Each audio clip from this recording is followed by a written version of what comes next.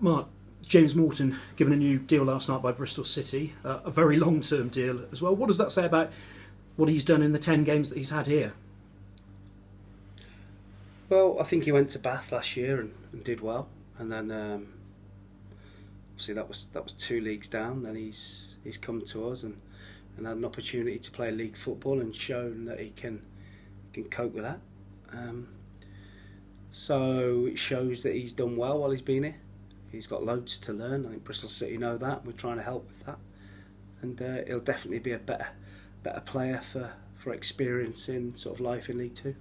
And is also the new deal a good boost for him as well, as he's available again after suspension this weekend? Yes, of course. It's great for him. He has a bit of long-term security. He gets I don't know, I would think he'll get a pay rise, and he knows that he's well thought of at Bristol City, and obviously we get him back from suspension. He's available. Kyle Taylor has to sit this one out. The red cards that you've had this season, is that bad luck, or is that part of young players needing to learn? Do you need to say anything, or do actually spells on the sidelines teach them everything they need to know? I think I've made it clear about the stats in terms of where we are in the stats, and you know what I'm talking about. I have no more to say on the matter. Fair enough. Salford, how do you feel that they've been adapting to life in League Two? As we know ourselves, coming up from the National League, it can be difficult, and it's giving the boys that got you promoted a chance, whether you bring you guys in, and so they've had some good results. They've had some not so good ones, but I'm sure that somewhere along the line they'll start to climb the table. And they come into this game off the back of a 4-1 defeat against Crewe last weekend, so they'll obviously feel that they want to put something right. Yeah, Crewe are a very good team. It's a really good football team, and if you don't get it right at Crewe, they can put goals past you. So I won't read too much into that one. But like you say, I'm sure that they'll be desperate to get back on track this week. In a funny kind of a way, because of the media attention on them, because they're a little bit different. Are Salford almost a little bit like Forest Green were a couple of years ago? Have they in some ways taken some heat off of you? Yeah, possibly a little bit. You get the cash shout, don't you, and money bag shout wherever you go, and as we know, it's not always strictly true. So yeah, they probably have taken a bit of the heat off us. In terms of the work that you've been doing this week, is there a balancing act between sort of keeping the players' morale up in terms of actually the defending, which has been excellent, but also obviously working to just try and score more goals? No, we've not bothered about scoring goals. We're telling the players, let's not score, let's just keep clean sheet.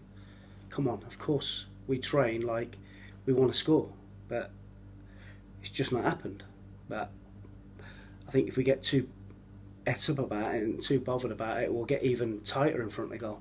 So we've just got to relax a bit. We've not done anything different to we did last year. It's just one of those things. But we're keeping clean sheets. We're defending really well. We know that we have to score more goals. Simple as that. And it's the balancing act I'm talking about is making sure that the things that are working well don't drop off while you work towards improving. But we've not changed the way we've worked. We were encouraging the boys to get forward, make sure we have bodies in the box, make sure we shoot, make sure we put crosses in the box. But for one reason or another at the moment, that bit has not clicked, but the defensive side of it has. When it does click, do you sense that the floodgates might open? Hopefully at one end and not the other.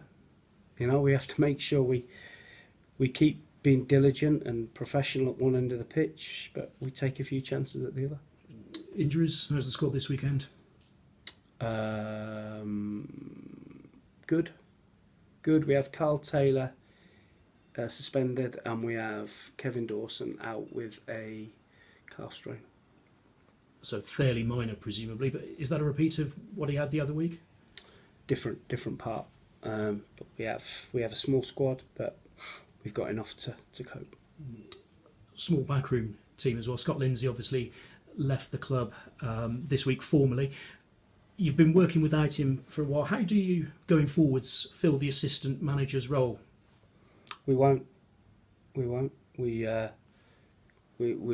not looking to replace. We have obviously myself, Dan Connor, and Matt Mills in terms of the coaching. So for us, that's enough at the moment. And a word on whether Matt Mills has adapted to player coach, and also obviously Chris Barker stepped up a bit from the academy as well, hasn't he, I believe? Chris Barker stepped back down to the under-18s, so he came with us to for the first sort of few weeks. But now it's important that he goes and cracks on with the 18s. So it's me, Matt, and Dan. And obviously you're comfortable with that. So, I mean, in some ways, it's a small team, a simple team to work with. Yeah, well, I do a lot of coaching anyway, so I'm perfectly comfortable in terms of being on the training pitch. Yeah.